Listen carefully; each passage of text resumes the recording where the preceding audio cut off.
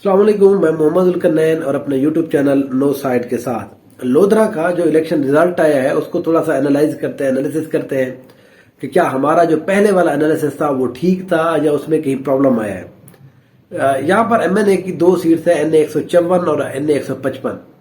लोधरा जो है ये पाकिस्तानी सियासत के अंदर बड़ा अहम रहा है, पहले भी अब भी। वहां पर बड़ी सोशल मीडिया के ऊपर, मेन स्ट्रीम मीडिया के ऊपर लोधरा के हवाले से बड़ी बातचीत जारी थी। जहांगीर तरीन साहब यहाँ से इलेक्शन कंटेस्ट करते हैं, सदीक बलोच साहब इलेक्शन लड़ते हैं, अब्दुर्रहमान कांजू साहब यहाँ पर इलेक्शन लड़ते हैं। पिछली दफा शफीक अरईन साहब जहाँ पर एमएनए मुंतखब हुए थे पीटीआई के टिकट के ऊपर। अब के बाद यहाँ पर जो राणा फराज नून है वो यहाँ पर इलेक्शन लड़ते हैं। पीर आमिर इकबाल शाह, कैप्टन इज्जत जावेद, नवाब अमानुल्लाह खान, शाजिया खान तरीन, ये बहुत सारे लोग हैं जो मेन स्ट्रीम मीडिया के हवाले से भी उनको लोग बहुत सारे लोग जानते हैं। तो जो रिजल्ट आया है ये मैं आपको बता देता हूँ। पहले थोड़ा बात कर लेते हैं एनए 154 की। ये जो हल्का है यहाँ पर पिछले 3 मुसलसल इलेक्शन के अंदर जनाब जो सदीक खान कांजू, ये जो जनाब अब्दुर्रहमान खान कांजू है, सदीक खान कांजू के जो बेटे हैं, इन्होंने एक कांजू शहीद ग्रुप के नाम से ये पूरी लोधरा के अंदर ये सियासत करते हैं। उनको हेड करते हैं जनाब अब्दुर्रहमान कांजू साहब। नून लीग की तरफ से बड़े अहम रहनुमा है। मुल्तान डिवीजन के ये पार्लिमानी जो जब टिकट दिए जा रहे थे उनको ये हेड कर रहे थे। फिर उसके बाद ये है कि लोधरा के अंदर इनको बड़ा पसंद किया जाता है, इनके वाले साहब की सियासत की वजह से भी, फिर उसके बाद अब्दुर्रहमान कांजू साहब की सियासत की वजह से भी।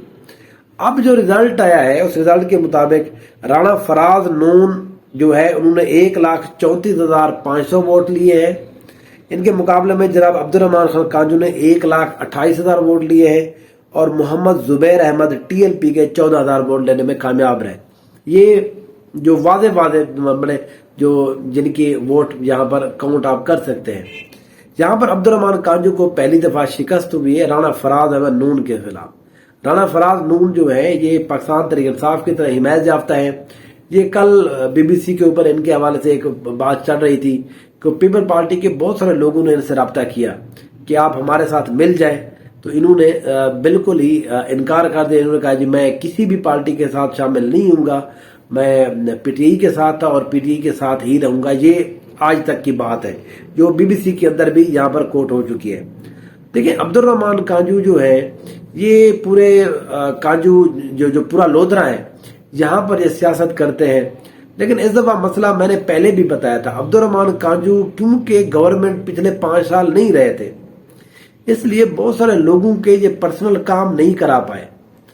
जब 2022 के अंदर इमरान खान साहब की गवर्नमेंट खत्म हुई और जब पीडीएम की गवर्नमेंट आई तो इनको 12 कुछ ना कुछ फंड दिए गए, लेकिन वो फंड इतने नहीं थे कि आप हर बंदे को खुश कर सके। पहली बात तो ये है कि अब्दुर्रहमान कांजू जो पिछले 2 मुसलसल दफा जीतने की वजह से या अपने काम की वजह से बड़ा मशहूर थे, काम कराते रहते थे, लेकिन अब के बार उनको इस दफा क्योंकि काम नहीं कराए थे लोग उनसे नाराज थे। दूसरा ये पाकिस्तान तहरीक इंसाफ की एक ऐसा रेला था, एक ऐसी तूफान था जिसको मखदूम इमाम साहब फरमाते हैं, वो कहते हैं जी वो एक तूफान था, ये कोई रेला शेला कोई हवा नहीं थी, ये एक तूफान था। तो बारा उस तूफान में जो जनाब अब्दुर्रहमान खान कांजू है वो रगड़े गए हैं और पहली दफा अब्दुर्रहमान कांजू को शिकस्त हुई है। अब्दुर्रहमान खान कांजू भी अपने आप को लोधरा की सियासत का बेताज बादशाह समझते थे। उनका यह ख्याल था कि अब उनके मुकाबले में कोई भी बंदा ऐसा नहीं है जो उनको हरा सके। जहां पर अख्तर खान कांजू थे वो उनको टिकट नहीं मिला था। इस हवाले से भी अब्दुर्रहमान कांजू जो है वो बड़े मुतमईन हो गए थे कि मेरी सीट को कोई खतरा नहीं है। लेकिन राणा फराज अहमद नून साहब एक जंग बंद है, उन्होंने इनको यहाँ पर शिकस्त दी है और पहली दफा पिछले 10 से 15 साल की सियासत में लोधरा के अंदर जनाब शहीद कांजू ग्रुप को ये बहुत बड़ी शिकस्त हुई है। दूसरा हल्का है उसकी थोड़ा सा बात करते हैं, ये है एनए 155। ये वो हल्का है जहां पर बहुत ज्यादा बातचीत भी होती रही है। जहांगीर तरीन साहब इस हल्के से भी इलेक्शन लड़ रहे थे। जहांगीर तरीन साहब 13 में जब इलेक्शन लड़ा था तो यहाँ पर सदीक खान बलोच के हवाले से उस वक्त भी इन्होंने कहा था कि धांधली हुई है। वो 4 जो हल्के थे पाकिस्तान तहरीक इंसाफ जिनके बारे में कहती रही थी, ये हल्का भी शामिल था। फिर दोबारा जहाँ पर इलेक्शन हुआ तो मुस्लिम लीग नून ने यहाँ पर पीर इकबाल शाह साहब को टिकट दिया था। अली तरीन जो है वो जहांगीर तरीन के जो बेटे हैं वो इस सीट के ऊपर जो है वो उम्मीदवार थे पीटीआई के, लेकिन वो भी उस वक्त भी हार गए थे। اب جب الیکشن ہوا 18 کے اندر جہانگیر ترین صاحب نے الیکشن کنٹیسٹ نہیں کیا تھا تو انہوں نے حمایت کی تھی، جہاں پر جو شفیق رئی صاحب ہیں وہ پی ٹی آئی کے ٹکٹ کے اوپر جیت گئے تھے۔ اب اس سیٹ کے اوپر جب الیکشن سٹارٹ ہوا، کیونکہ یہ آئی پی پی بنا چکے تھے اپنی علیحدہ پارٹی، پی ٹی آئی نے یہاں پر شفیق رئی صاحب کو کہا کہ آپ بھی یہاں پر ہمارے کینڈیڈیٹ ہیں، لیکن شفیق رئی صاحب کو گرفتار کر لیا گیا۔ 4 دنوں کے بعد انہوں نے کہا جی میں نے الیکشن نہیں لڑنا۔ پھر اس کے بعد ٹکٹ جو ہے وہ پیر اقبال شاہ صاحب کے کھاتے میں گیا، پاکستان تحریک انصاف کا۔ تو پیر اقبال شاہ صاحب نے الیکشن سے 15 دن پہلے کہا جی اب میں نے بھی الیکشن نہیں لڑنا۔ اس کے بعد یہ ٹکٹ جو جاری کیا گیا وہ ایک عفت سمرو صاحبہ ہے ایڈوکیٹ، ان کو جاری کیا گیا۔ انہوں نے یہاں پر کمپین سٹارٹ کر دی، شفیق رئی، پھر جو دوسرے آپ جن کو کہہ سکتے ہیں کہ جو پیر اقبال شاہ صاحب، ان سب لوگوں نے کمپین جب سٹارٹ کر دی تو جہانگیر ترین صاحب کو یہ لگا کہ گیم اب بھی نہیں رکنے والی۔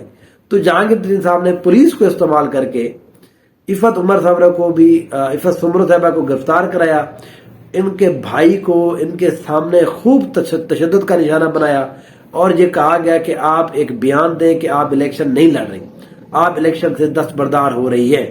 تو زبردستی ان کو دستبردار کرایا گیا۔ تو جب وہ دستبردار ہوئی تو یہاں پر الیکشن کمپین اینڈ ہو چکی تھی۔ تو جہانگیر ترین صاحب نے یہ ٹیکٹیکلی بڑا ایک سمارٹ موو کیا تاکہ اس وقت ان کو میں کروں جب تحریک انصاف کے پاس اور کوئی آپشن نہ ہو سوائے اس کے کہ وہ مجھے ووٹ دیں۔ لیکن پاکستان تحریک انصاف نے کیا کیا، یہاں پر آخری دن میں اعلان یہ کیا کہ ہم ایک راؤ قاسم صاحب ہیں، ایک اور بندے، ہم ان کی حمایت کر رہے ہیں۔ اب راؤ قاسم جو ہے وہ پی ٹی آئی کے ایک نوجوان تھے، بندے تھے، ان کو یہاں پر ٹکٹ جاری کر دیا گیا۔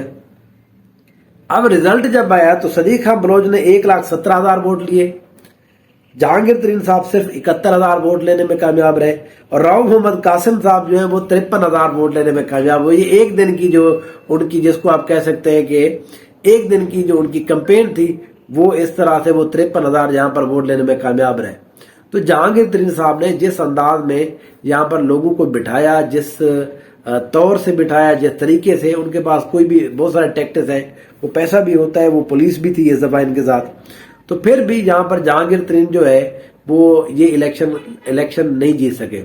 تو لودھرا ان کو اپنے شہر سے بھی شکست ہوئی، اور جس کی وجہ سے پھر انہوں نے کہا جی اب میرا سیاست سے کوئی تعلق نہیں ہے، آئی پی پی کی صدارت سے بھی، چیئرمین شپ سے بھی انہوں نے استعفیٰ دے دیا ہے۔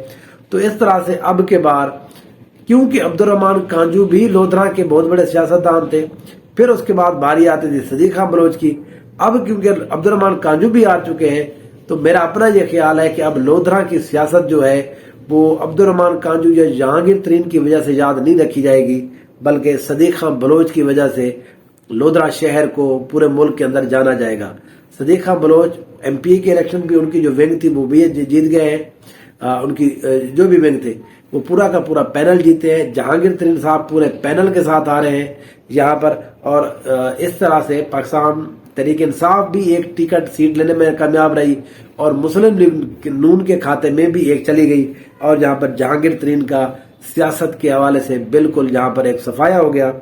اور میرا اپنا یہ خیال ہے کہ اب شاید علی خان ترین بھی یہاں پر سیاست نہ کریں، اب وہ سیاست سے دور ہو رہے ہیں، تو اب وہ دوبارہ سے اپنے بزنس کے اندر ملوث ہو جائیں گے۔